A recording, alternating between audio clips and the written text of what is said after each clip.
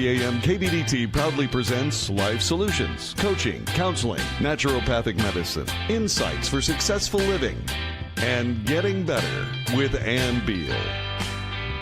We are here today. We are going to have part 2, following up last week with Dr. John A. King on sex trafficking in Dallas, because now Dallas, the city of Dallas, where we are today, is ranked number 1 in sex trafficking now. And that's very appalling. And we want to keep our kids safe. We want to keep everyone safe, both boys and girls and women and men. Amen. And so we have help here. And Melissa King came today with John, because John was sex trafficked as a child. And so he has his issues that he's come through with PTSD, and he helps people with PTSD all over the world. And Melissa is here to share how, more about that whole situation. So thank you for being here, both of you, today. Well, thank you very much, Anne. Thanks for having us. You guys have your shirts on. I love your shirts. Their T-shirts have Dr. John A. King on them, but they're just cool looking. So if you can go too. You can chat with us. You can actually go to Facebook, Getting Better with Ann Beal on Facebook. You can go to 1160 AM KBDT, where we are today. And if John is live streaming on Instagram. Yes, we are live streaming on Instagram, and I've pinned a comment with the phone number on there for people to call into the station. So you feel free to have a chat or ask a question. What's the Instagram called? At Dr. John A. King. Well, then you can go to at Dr. John A. King and lots of different social medias, right? Yes, ma'am. Can you pull your microphone a little that way? Yep, I want everybody to be able to hear him. Okay, so today we have John telling us that both him and Melissa brought the book, Keeping Kids Safe. That's one of the books that John has written. And we want you to know about sex trafficking right now in the news. Of course, we're hearing about Jeffrey Epstein. Do you want to say anything about that, John? We were aware of Epstein's involvement for years. We had it's one of those bittersweet things. It's like a privilege and an atrocity to be involved in. The whole thing with the Weiner laptop and Aberdeen and Hillary Clinton and the information that was on that laptop, it's now coming to light, so it's a little easier to talk about. The reason the laptop was handed to the FBI by the New York Police Department was because of the things, the images that they saw that was a national security threat, but it wasn't pertaining to what was then turned into the Russia thing. It was a lot to do with the pedophilia and other things involved. And, I don't want to put that case at risk. There's going to be a lot of information coming out. And there's already started the false flagging of this is all a conspiracy theory. Look, it's not. The things that these hardened New York cops saw 3 years ago now made some of them physically ill. So some of the things that are coming out, that we're about to see coming out, we are just barely hitting the tip of an iceberg. And it really speaks to an issue that as a nation we have not yet confronted. It's been confronted in Europe, in Australia, in England. And we need to be addressing this rampant culture of pedophilia amongst certain aspects of our society that just feel they're above the law and can get away with it. And that's really why we wrote the free handout to people called Keeping Kids Safe. And if you go to drjohnaking.com/shop, enter the word free at the checkout, and it will download the PDF for you. It's 10, 15 pages. It talks you through how to make sure your kids are safe today, because we have a moral imperative as parents and custodians of the next generation to make sure that they are safe. And John has been working with sex trafficking all over the world as well, him and Melissa. If you have questions, we'd love for you to call in, 214-210-8255. Feel free to call in, and they will be glad to talk with you. If you have any questions, we had some calls last week, and John talked with the woman who called in, and that was wonderful. John, I know for you said last week, and I don't know if you remember this, but you said that there's more slaves in America today than ever before. Yeah, at the height of the transatlantic slave trade to the U.S., there was 385,000 Africans were shipped in here. At the moment in America, every year there's about 4.2 million. Now, they are old statistics. At the moment, we are seeing 100,000 people smuggled across our border or illegally enter the border a month. Now, last year, the numbers were 60% of people crossing illegally were being trafficked for labour and sex. So people forget that. They think it's all just sex trafficking. It's not. Right. There is far more men trafficked worldwide, like double the number of men trafficked worldwide for labour and military uses, war purposes, than there are for women. Now, that's not discounting anything. It's just talking about we have an issue here that's not a gender issue. It's a human rights issue. Right. And what's coming across the border, we want to talk about the women and girls, and we should. But we also need to remember that there are men being smuggled across because they can't feed their families or they want to find a better life, which I'm all for. I'm an immigrant. But there's ways to be doing that, and having to pay a cartel $60,000 or be indentured in slavery for 3 or 4 years and lose the freedom of your life to do so is not the appropriate way to be doing this. And how likely is it they're going to get out of being an indentured slave? Well, if they it won't happen, right? No, they won't. The average price... a sex slave, be they male or female, will return to their investors because it simply is a matter of return on investors, $250,000 a year, for the purchase price of $90. So you've got $90, you've got food and housing and a range of other things like that, which are very minimal, very low, group housing. And so for $250,000, the life expectancy of one of those slaves, they put it 3 to 4 years. We're involved in a group. We went down into Mexico at one stage, and we wanted to try and go. We went through the process of buying back, and we met with some. They literally pulled out a spreadsheet, an Excel spreadsheet, and we could have a 21-year-old for so much, for 10 grand, 5 grand or something, because they'd been used so much since 14. But to get like a 14 or 15-year-old virgin or a 16 or 17-year-old that still had 3 or 4 more good years in them was going to cost, $100,000, $200,000. Well, and they've showed on the internet some of Jeffrey Epstein. I guess he's a German Jew. That's Epstein or Epstein. But they've showed some of the sheets of people ordering like 2 males, 3 females, things like that, and with some very high names on there. So I know things are just going to go crazy about that. Yeah, they are. But also they say that so many of the children crossing the border disappear. Yeah, they do. You can hire a child to come across. You can bring a child, but what do? Like if you're those just alone, the ones that are just alone, they'll just throw them aside, leave them aside, and we talk about the cartels bringing them over, but the cartels cruise these border towns just looking for 10, 12, 13, 14, 15-year-old kids just wandering around lost. I'll give you board and a place to stay and keep you safe, but in return, this is what you do. And, it's having come from that place, having experienced that, you do whatever you need to do to survive. Whatever it is you need to do, you do it to survive. Now, in Australia, how rampant was sex trafficking over there? I think it's like anything. We are waking up to the fact that this has been happening for a long time. Among Indigenous people, my background is Aboriginal, like Mel's is Cherokee.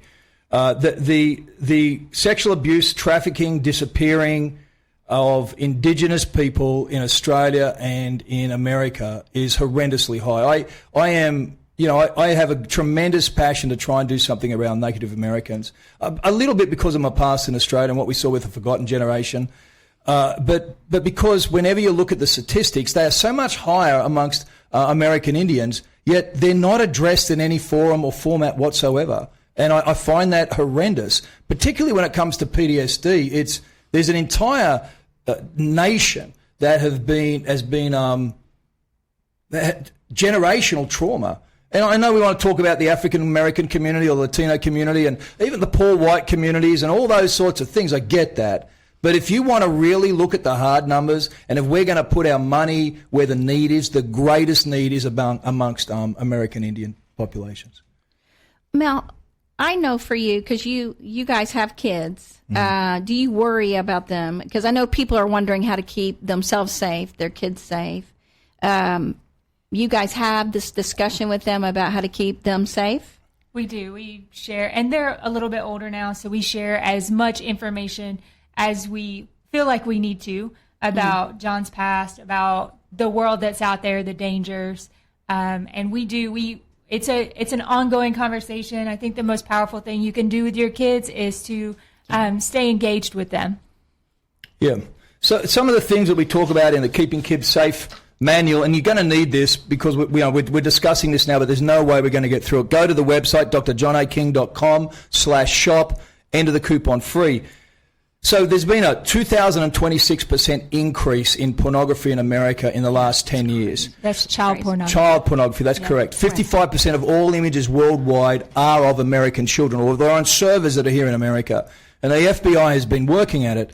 And there's a very simple cycle that happens on social media.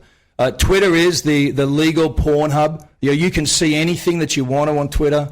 That normally comes into Instagram, where the grooming will start, and there'll be the swapping and asking for images that happen through the messaging services. Around there into something like a private group on Facebook, and that's where the sextortion comes in. That's where young girls and young boys are asked for images of themselves. Then they're threatened that if they don't meet them at an airport or go to a movie with the groomer. And groomers are very patient. They understand it's a 9 to 18-month process to get an emotionally vulnerable child in it. So you're starting with a kid of 13 or 14, and you're going to close on this deal at 15 or 16 when they've got the moxie now to leave it.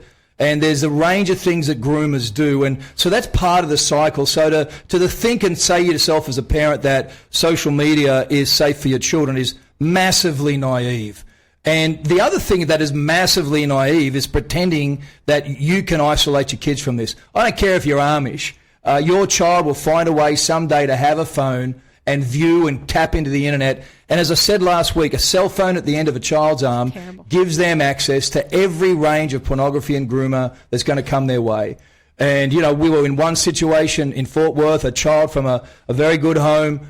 We managed to get her in time, and we managed to get into the phone, get the messages. The parents were concerned. And this was a 13-year-old girl that was being in conversation with someone else. I love you. I'm there for you. I'll always be there. That we found out was a 45-year-old single Muslim male living in a mosque in Fort Worth that was probably 30 or 40 days away from consummating a meeting and then the trafficking of a child. So, these things are happening here in Dallas. Anywhere there's a big mall, anywhere there's a big intersection of highways, you just have to be aware that this is part of the framework that as parents, we have to raise our children up. And you have to be going about making sure that you can keep your kids safe. Well, and I've been telling parents now over and over that, don't give them a smartphone. If they need to have contact with them and they want them to have a phone, give them a flip phone. That when they give them that smartphone, all the dangerous people out there have access to them, and that they won't know. And they're like, well, I have these parental controls and all those things. I said, but somebody texting them or Snapchatting with them or on Instagram just talking to them, you won't be able to know that. And a lot of those conversations disappear. Yeah, that's correct. And they're designed to do that.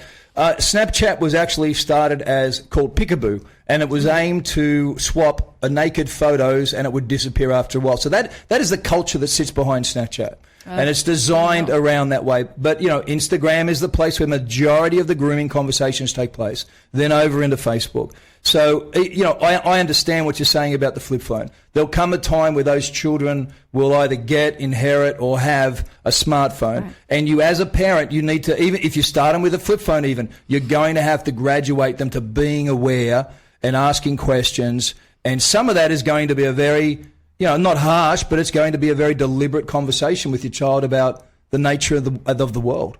We've got to stop living in this bubble and thinking that this stuff does not happen in the United States of America. It is being actively encouraged at the moment with the way that we are not dealing with our immigration issue.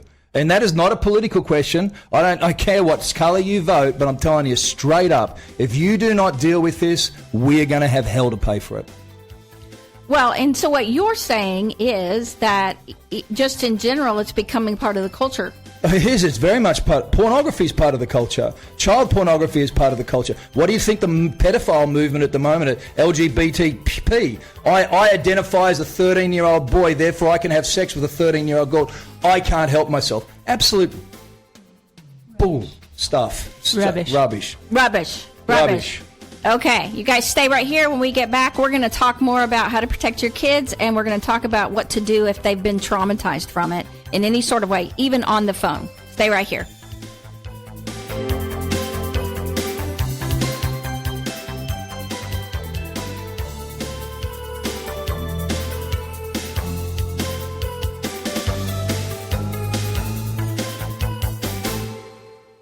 Listening to Dr. Wallach, and I bet you have some questions.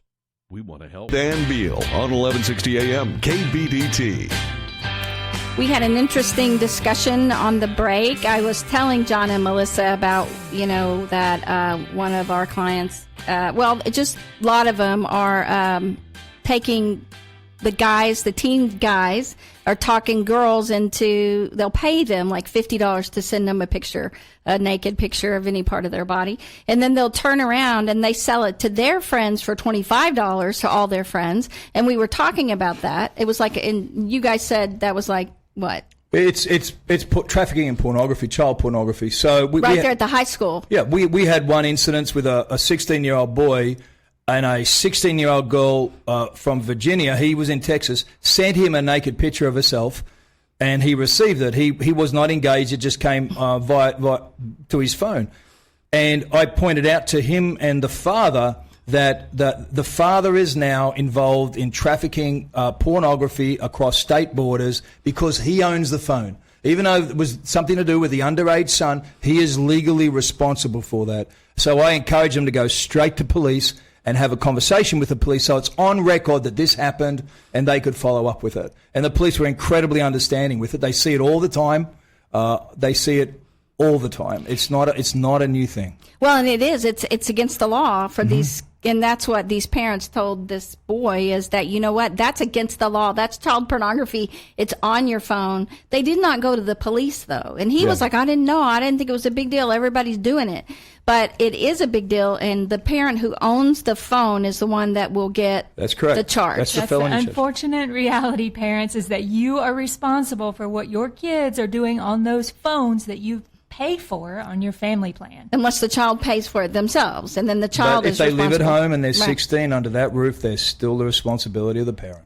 And you shared an interesting unfair statistic. You said the police. Well, this one family went to the officer in charge. The sergeant was a female sergeant, and she talked and she told this young man straight up. He said that the system is rigged against you. In all the cases that I've seen this happen, it is the boy that will lose a scholarship, the boy that will end up for the rest of his life known as a sex offender because his girlfriend says it. And you talked about the boys offering $50. This girl is responsible because Right. she is selling herself for $50. Right. So there is complicity all around, and often you hear the parents go, "Oh, my poor girl was talked into it."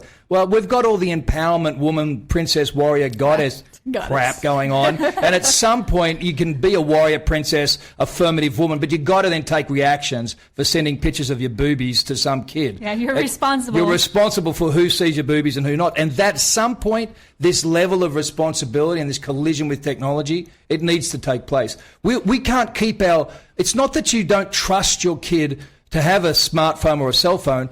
When I told my kids that, it was like, I don't trust the other people. So I want to keep you safe from the people I don't trust. And I think there's ways to have that conversation. And we do talk about that in the Keeping Kids Safe manual that Mel pulled together for people for free, for Ann's audience. If you go to drjohnak.com/shop and click on it, and when you go to the checkout, put in the word free and it'll download it for free. There's probably 15 pages and some ideas and bits and pieces on things you can do to keep your kids safe. Well, and you have a whole section on grooming, how it's done, Yep. things like that for you to know. And I really, honestly, you got to think about giving these kids these little computers with such danger. How in the world are they going to be responsible enough? If you're going to do it, then you as a parent have to be responsible enough to know all the ways that they can be damaged there, all the ways they can be, put in very unsafe situations and harmed. And so it's a big responsibility.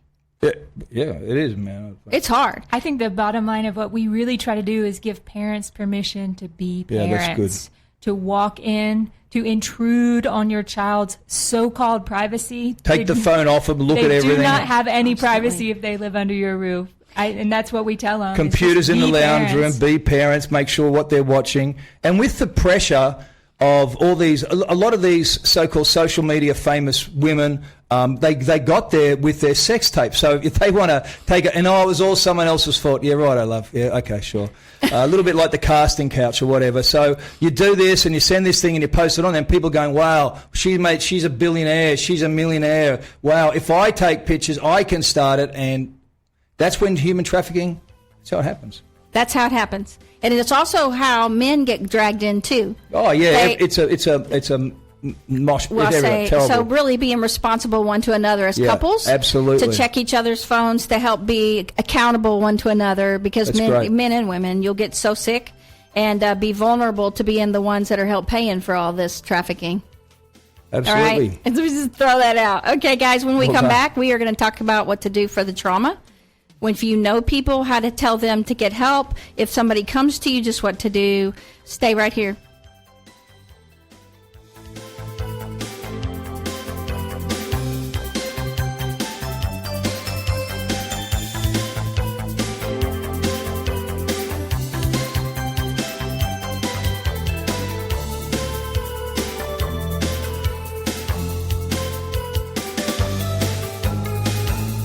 Radio show where the hype ends and the help begins. I'm your host, Del Walmsley, and as always, we're working on your financial freedom. Listen to the Del Walmsley Radio Show Monday through Friday from 11 until noon. It takes a whole lot more effort to get something started in your life than it does to keep it moving. Del Walmsley has moved thousands closer to a great life. The Del Walmsley Radio Show is now on 1160 AM KBDT, Monday through Friday from 11 until noon. Listen and move toward your great life today. I've got to admit, it's getting better. A little better all the time. If you'd like to get better, call Ann right now. 214-810-8255. 214-810-TALK. Now more with Ann Beal on 1160 AM KBDT. Thanks for joining us. Yes, the Getting Better with Ann Beal show is every Saturday at 12 p.m. to 1 p.m. We are on Getting Better with Ann Beal Facebook. Getting Better with Ann Beal, if you just Google that, you'll find us everywhere. Dr. John A. King. A. King. His is Dr. John A. King. That's it. At Dr. John A. King. And he's everywhere as well. And we just thank you for John and Melissa being here. One of the things that we talked about last week, and if you didn't hear that show, go back to, you can go to Dr. John A. King's website. You can go to my Facebook, Getting Better with Ann Beal.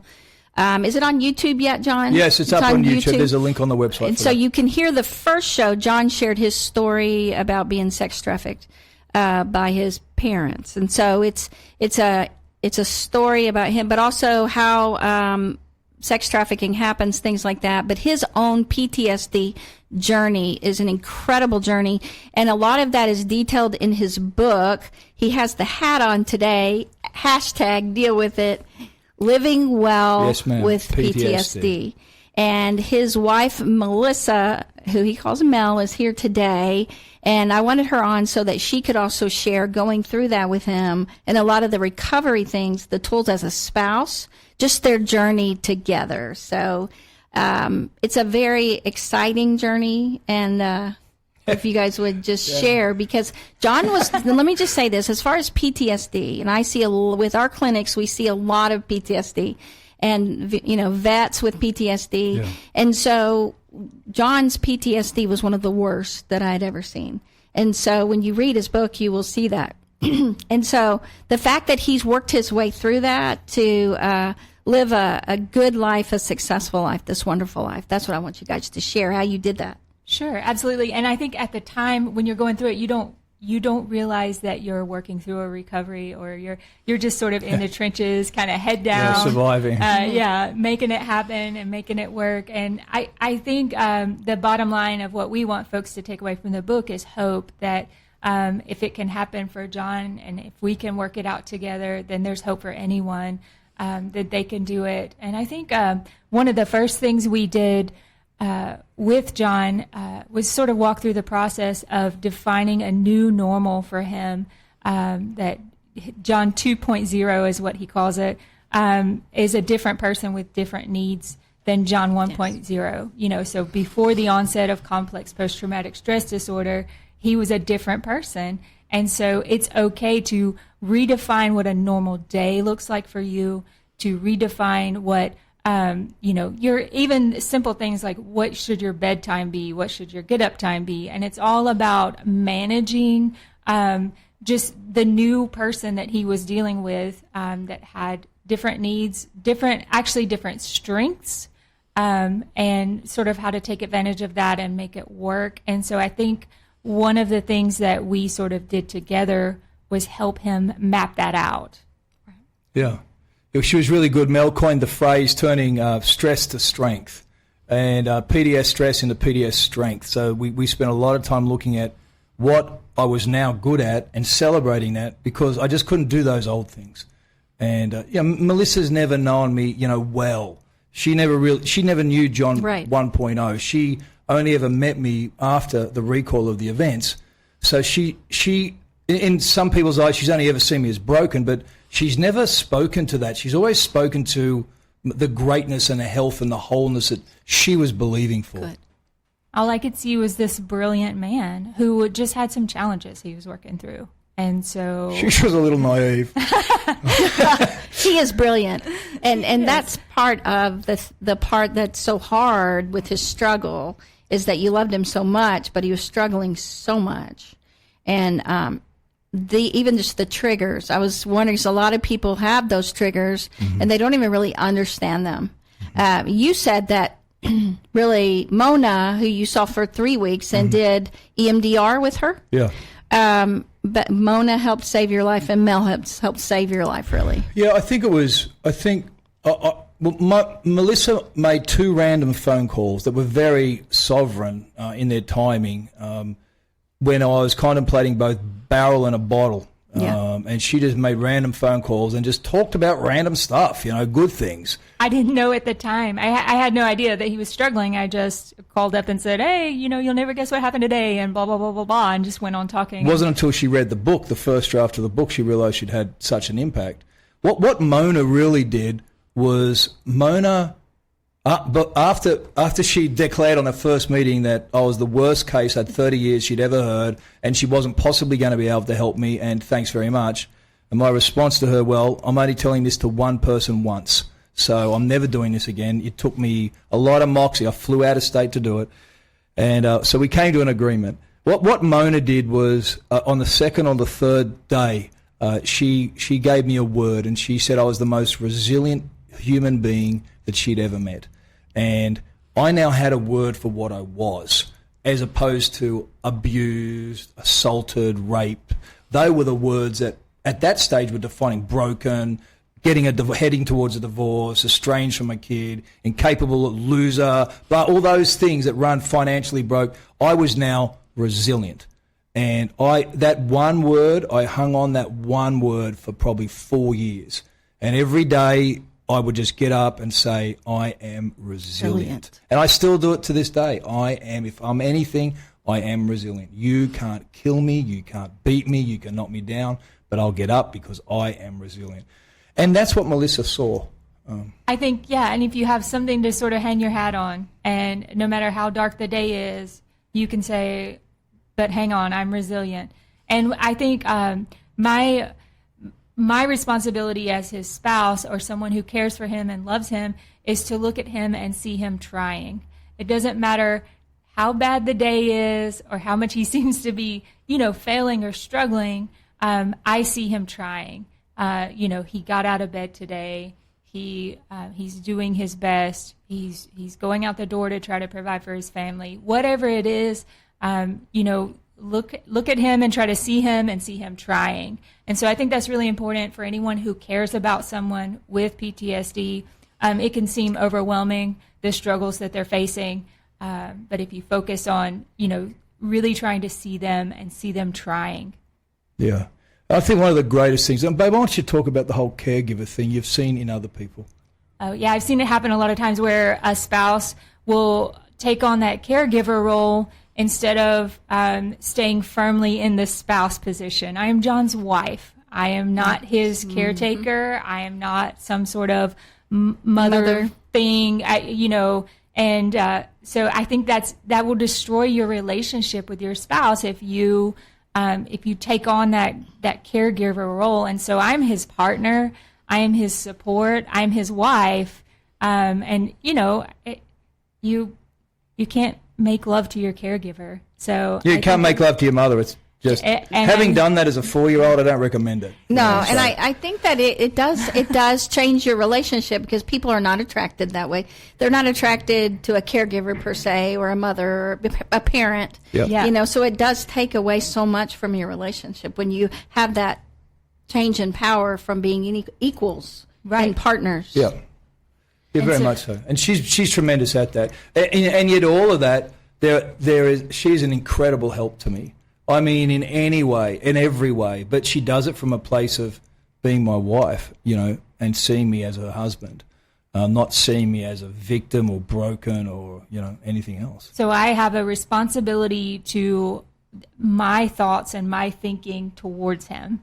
I have to realize that he's doing his best, and he's a man with struggles, but he's a man, and he's the man that I married. And so it's my responsibility to take care of my own mental well-being and manage my own thoughts. And so if if I get offended at him by something he said, or, he's having a bad day or a struggle, and he's, not nice to me or whatever it is, it's my responsibility to go to him and say, I need to talk about this. I need to, because it's my thoughts and my thinking towards my husband. Well, let me ask you this, because I know that last week you talked a little bit about blowing up, that PTSD triggers cause you to get louder, basically, and to understand, and maybe it was in your book I read that, to understand that when they're getting louder, they don't realize they're getting louder. Their heart rate's going, their blood pressure's up, and that they don't realize it. So how did you handle that?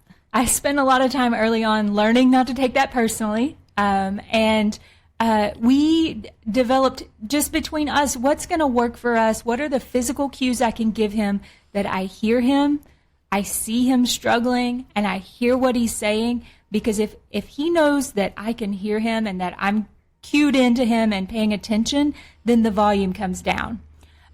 So those things for us that worked were I would move toward him, not away from him. And it's really, it's a discipline to move towards a person that's yelling. You want to run away from that person. So move towards him, not away from him. Maybe put my hand out like I'm going to hold his hand. I would say things like, I hear you, I see you trying. And so I try to do those verbal and nonverbal cues that will help him go from 100 maybe back down to like 75 so he can talk to me. Well, and those are good things to know. How long did it take you as a couple to work through getting to where things are that new normal? Where did you get?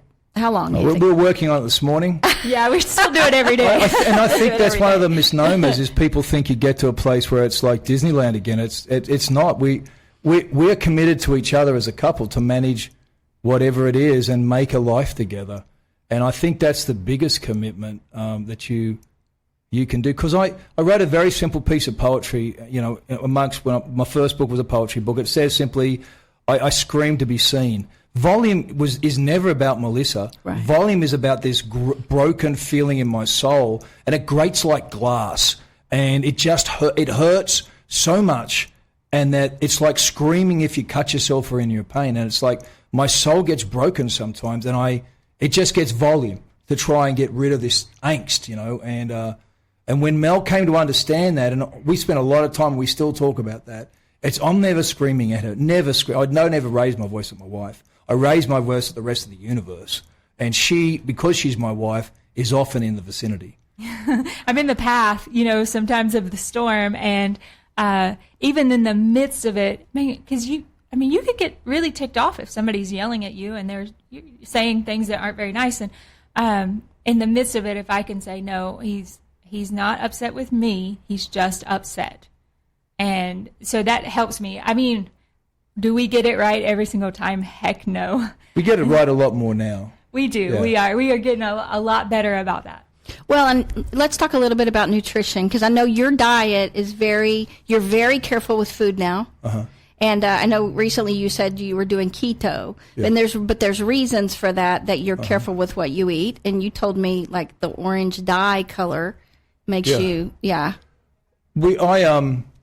What happened is I first started on the diet journey where I was flying into Chicago to do a big meeting. Fantastic day, man, upgraded, everything perfect. Got in late at 10 o'clock, and I just went down to the little, stupid kiosk thing and picked up a Snicker bars and some Cheetos. Went to the room, ate those, and in 20 minutes I was literally standing, sobbing uncontrollably, looking over the balcony, wanting to kill myself. I was in deep depression, and I caught myself and I thought, this is not logical. what happened between arriving here happy and 20 minutes? What happened? And so I thought, okay, well, I wonder what the impact of sugar and food are. It's a simple question. And I found out over that period of time that the sugar is linked to anxiety, depression, schizophrenia, a range of things, high levels of sugar. And then I found out that orange food colouring number 5, it just sends me manic. And it doesn't matter if it's in a drink or it's in corn chips, orange food colouring number 5. I will get a depression fit come on. And that's really been the journey. But Melissa has been key. And I was vegan before I was keto, so I've had some swings. It's a journey. We've tried everything. And we settled on the keto out of a whole bunch of brain research that Melissa did. Also, my heritage, part of my heritage is Aboriginal. So the diet, we looked at the diet and the impact on what the traditional diets of Aboriginals were. No people have a processed wheat diet. Let's just get that out there, and a processed sugar diet like we pretend we do. There's no such thing as a Western diet like that. We've all got roots in, pure protein and pure carbs. But, we added up, and we talk about that a little bit and deal with it, Living Well with PTSD, the book, about the role of diet. But the diet conversation is just one of those conversations that we had when we went through. Yeah, and I think it's so important. I've had, with ADD, they've talked about the red dye. Yeah. But as a bodybuilder, which you were, and so successful, the diet wasn't really something that you didn't think about that at first, about how it was affecting you mentally. No, so I did these 2 competitions, qualified for the 55s, national one, and then I came off that, and it's a very strict, every mouthful, every meal, every day, most disciplined thing I've ever done, which I really was doing for my head because I needed a purpose to get out of bed. And so I wrapped my life around with that. It wasn't until later, with a whole range of different things and the divorce and all that stuff I went through, that I was just in a different place dietarily. And I needed to address some things, high blood pressure, stress levels, a range of things. So when the doctors wanted to start prescribing medication that was going to make me impotent, and I'd been married 2 years, with no grace whatsoever, flicked off the 22-year-old nurse practitioner. I said, sweetheart, this old man ain't going down that way. The equipment, the plumbing's working, and I'm going to be working the plumbing. And you get I what said, I mean? maybe we should find a better way. Yeah, and it's so interesting because all those things are so important to think about, to have a full life. Oh, yeah. Your brain, your body, how you're thinking, how you're performing with your spouse. Everything is so important. And I think that with PTSD, you can, just get so paralyzed and debilitated that you can get divorced. A lot of people do when that happens. Yep. But for you found a way back, and I'm just so excited about that, the things that we've learned in your book. And guys, Living Well with PTSD. About 0065. To admit it's getting better, a little better all the time. You're getting better all the time. Now back to Ann Beal on 1160 AM KBDT. If you want to get better and learn about all the ways in life to get better, listen to this show. Today, we gave you all the information about sex trafficking in the Dallas area, that they're number 1. Dallas is number 1 in sex trafficking. We let you know how to keep your kids safe, and then we talked about the trauma, PTSD from that, and the recovery. John has, I don't think he would want me to say he's recovered. You want me to say that you have a new normal and you function well. Yeah, function well, and Yes. I'm managing it. I think the idea of I have recovered from it is actually very dangerous for people. Well, and I think that a lot of people believe they've probably recovered, but I do believe there's things in your book that they probably still do that they don't realize are from the PTSD. Yep. And so a lot of people do it, and so that's the other thing that's good about your book is you tell the difference between trauma, PTSD, and complex PTSD. Yeah. And so when we were talking about Greg Matthews, who was attacked by a grizzly, he doesn't have those complex PTSD symptoms. He doesn't even have a lot of the PTSD symptoms, but he definitely has trauma. And so he talks about, God healing him in a lot of ways, that he doesn't have a lot of that. And that's amazing. But understanding the difference And if you've had someone that has been sexually traumatized in any sort of way, learning those things, like even getting louder when when they're triggered, they get louder, knowing what to do with that and not to take it personally, and just all the things that Mel suggested. Yeah. And I know you have tools. Like, how many tools are in the back of that book? There's 200 identifiable tools, and the references to the different texts, the different academic texts that back them up in the back of the book. The book is not chronological. It's a journey, and the aim is to try and. I wrote it simply to try and be vulnerable. I decided vulnerability was courage, and I wanted to give people a chance by looking at not what I just did well, but what I did poorly, and how I tried that, and how we tried that, and how she's helped me. And that's why Melissa ends every chapter of the book with her reflection on whatever period we were discussing. So deal with it is. It's not a self-help book. It's a book that will help you, but it's a book designed for anyone who's ever had to overcome anything. Right. And to give them the courage to have the hope to go again. Because you know what? I mean, part of deal with it is, okay, you went through a lot of crap. And that's maybe how you would say it. And that, maybe not how you would say it. That's the polite version of how I say it, not the Ann Beal version. And you've come through it. And I think that it gives, I was amazed. Reading it and hearing your story, I was so amazed. And it empowers you to know that, you know what, this is how I feel. Yeah. I'm sorry. If John can do it, I can do it. Right. And that's what we want to do, is empower you today. I think that those tools are very, very helpful. Those are actually the tools that helped you. Yes, they are. All the tools. And I think for realizing trauma can happen to people, and these symptoms can happen, and being able to deal with them, if it's a loved one, if it's a friend, a spouse, knowing what to do. But if it's you, we just really encourage you to get the book and learn these things. The sex trafficking, John couldn't talk about a lot of stuff because the Jeffrey Epstein stuff is going crazy, and it's going to go wild in court. Eventually, someday, we have to have you back for that. Yeah, we will. Give us, I think, probably 6 to 12 months, and we'll be good. And so we're going to, as America, we're going to learn all these horrible things that are actually happening here in America, in sex trafficking and slave trafficking and all the horrible stuff that's coming out. In the meantime, keep your kids safe. Yes, please. Go online to drjonaking.com/shop, keeping kids safe. Enter the code FREE at the checkout, and you'll be able to download the PDF, and it's got a whole bunch of resources in there that will help you and give you tools.